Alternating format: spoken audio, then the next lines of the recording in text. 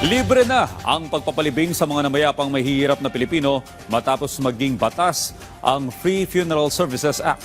Yan ang ulat ni Claysol Pardilla. Masakit na nga para sa pamilya ni Fatima ang pagkamatay ng kanilang ama na inatake sa puso. Nalulugmok pa sila sa bigat ng gastusin mula sa ospital hanggang sa pagpapalibing na abot sa higit 200,000 piso.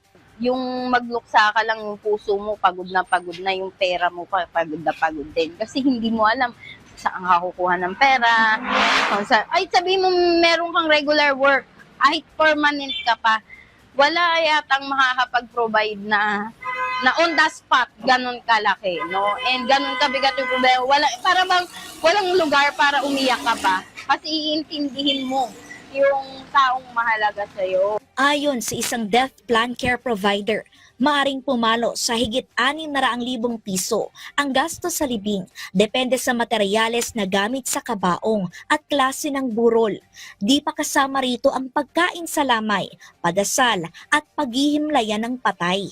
Para maibsan ang pasanin ng mga Pilipino sa ilalim ng administrasyon ni Pangulong Ferdinand R. Marcos Jr., ganap ng batas ang Free Funeral Services Act. Sa bisa ng Republic Act No. 12309 na institusyon ang pagbibigay ng funeral assistance ng Department of Social Welfare and Development.